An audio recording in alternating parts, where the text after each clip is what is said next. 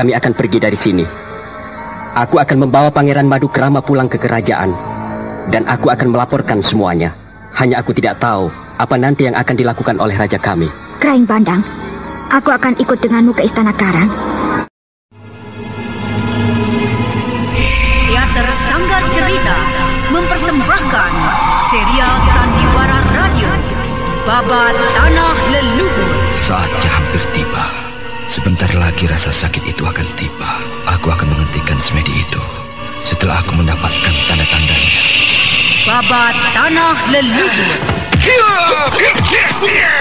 sebuah kisah kolosal dari tanah leluhur ratusan tahun yang silam di tanah Pasundan, yang diwarnai dengan kekerasan, ambisi, keserakahan, iri dan dengki, serta cita-cita dan cinta anak manusia.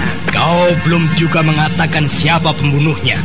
Aku akan memberikan balasan yang setimpal padanya. Babat Tanah Leluhur. Naskah disusun oleh Tisar Sponsen. Ide cerita Cece Suhyar. Teknik dan montase Yadi Enos. Musik oleh Hari Sabar dengan sutradara Thomas Age. Babat Tanah Leluhur didukung oleh artis-artis Sanggar Prativi. Chris Urspon sebagai Raden Sakapal Waguna, Mucus sebagai Kilanjo, Herman sebagai Arit Lungkap, A.P. Burhan sebagai Surembangan, dan pembawa cerita Neni Sumardi. Kraing Bandang, aku akan ikut denganmu ke Istana Karang. Aku akan menjadi saksi atas semuanya ini. Aku akan menjelaskan semuanya. Tapi sebelum itu, aku ingin semua pasukanmu dibawa ke Mataram dulu. Kurasa Prabu Sanjaya akan memberikan pengertian pada Pangeran Madukrama. Jangan ragu, Tuanku Panglima Kraing Bandang. Kami tidak akan mengganggumu melanjutkan perjalanan. Meskipun kami sudah mendapat hinaan dari pangeran mudamu itu, namun kami bukan sebangsa pendendam. Rasanya sudah cukup pembalasan kami dengan memberikan hukuman pada Pangeran Madukrama, karena agaknya memang beliaulah sumber kekacauan ini. Dan yang paling bernafsu untuk merampas kitab pusaka di tangan pimpinan kami. Dan suara beliau juga yang begitu keras untuk menghancurkan kami. Sekarang semuanya kami anggap berlalu. Tapi kalau memang suatu saat kelak pihak tuanku menganggap kami musuh, itu lain lagi persoalannya. Tongkat Merah bukan sebangsa kelompok pengecut yang lari dari tanggung jawab. Ki Suntukeni, tarik mereka mundur. Masalah ini telah berakhir, Nakmas Kayan. Sekarang aku mau pergi. Silakan Nakmas memperhatikan mereka semua. Tapi Kek, sebaiknya kakek bersama kami dulu sampai ke kota Raja Mataram. Itu lain lagi masalahnya. Aku pergi. Hup.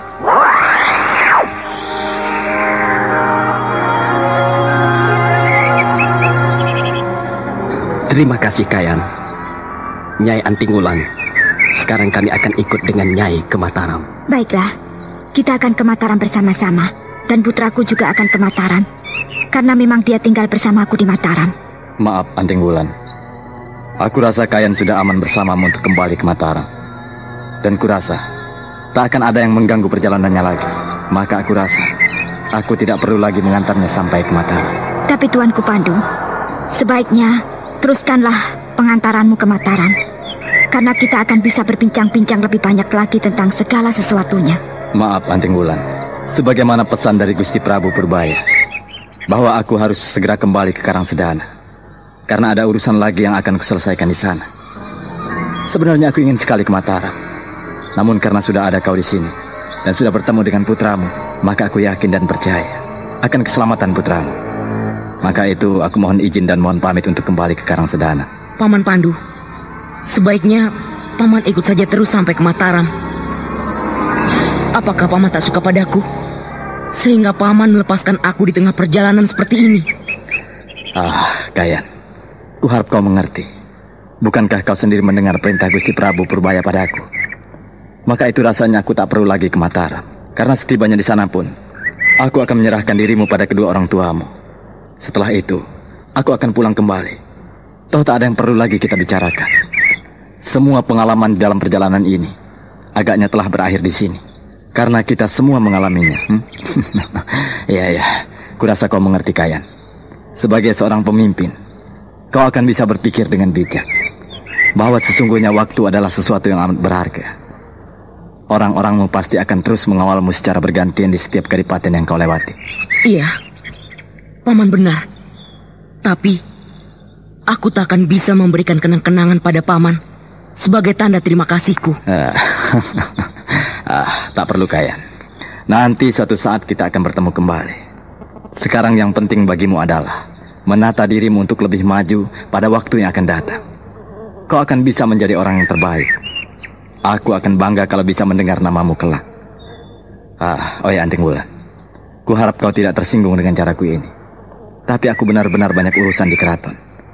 Selama kepergian Prabu Purbaya ke Gua Karang selama ini, aku yang menjaga keraton. Dan aku belum sempat melaporkan semuanya. Maafkan aku, Anting Wulan. Ya, Tuanku Pandu. Aku tahu. Baiklah, aku akan menjaga putraku. Dan juga mengucapkan banyak terima kasih atas bantuan tuanku pada putraku.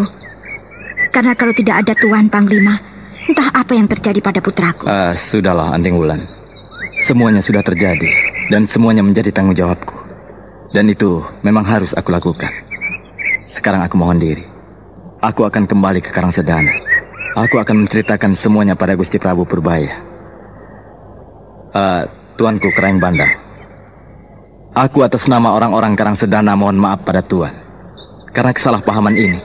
Iya, tak kusangka kitab pusaka Ratu Sima itu membuat kita bentrok dan membuat pertemuan kita menjadi tidak enak. Seharusnya kita bisa menjadi dua pasukan bersahabat. Tapi sekarang rasanya ada retak di dalam hati kita. Kuharap Tuan memaafkan kami semua. Sama Tuanku Panglima Pandu. Kami juga minta maaf karena masalah ini. Kitab pusaka itu membuat geger di kalangan kita sendiri. Iya, seharusnya memang kita bisa bersahabat dengan baik. Tapi sudahlah, kita lupakan saja masalah itu. Kedua panglima itu maju dan berjabatan tangan. Setelah itu Panglima Pandu Permana segera menyalami Anting Wulan, lalu Kayan Manggala. Tak lama mereka semua telah berpisah. Kayan bersama ibunya menuju ke Mataram. Di belakang mereka mengiring pasukan Istana Karang, sedangkan orang-orang tongkat merah telah menyebar kembali dan mengikuti secara rahasia. Sekarang mereka telah kembali. Aku juga harus kembali ke...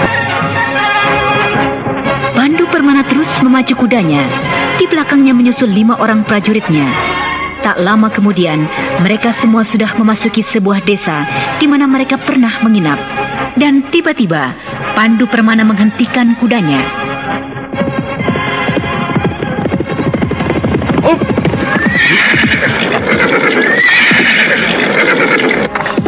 Kita berhenti dulu di sini. Kita istirahat di warung itu. Kita butuh makan dan minum. Setelah itu baru kita meneruskan perjalanan lagi. Baiklah Tuanku Panglima. Hamba juga merasa lelah sekali. Rumah makan ini cukup ramai. Sebaiknya aku duduk di pojok itu saja. Prajurit, kita duduk di pojokan itu saja. Baiklah Tuanku Panglima. Panglima Pandu Permana dengan diikuti kelima prajuritnya segera mengambil tempat duduk di pojok rumah makan itu. Semua mata yang ada di dalam rumah makan itu menatap pada mereka. Pelayan laki-laki dengan terbungkuk-bungkuk hormat mendekati mereka. Pandu Permana dan prajuritnya memesan beberapa jenis makanan.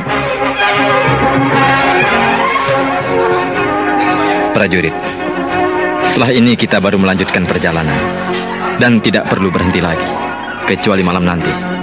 Kita harus mencari penginapan untuk melanjutkan perjalanan esok hari.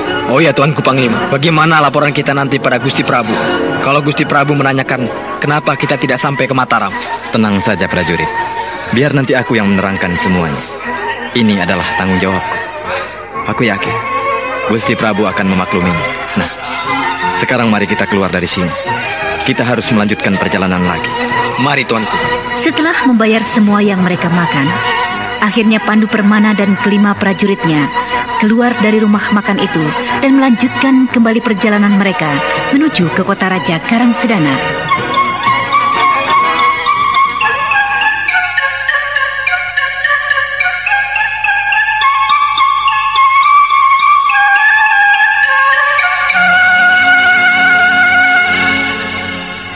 Kita tinggalkan dulu perjalanan Panglima Pandu Permana menuju ke kota raja.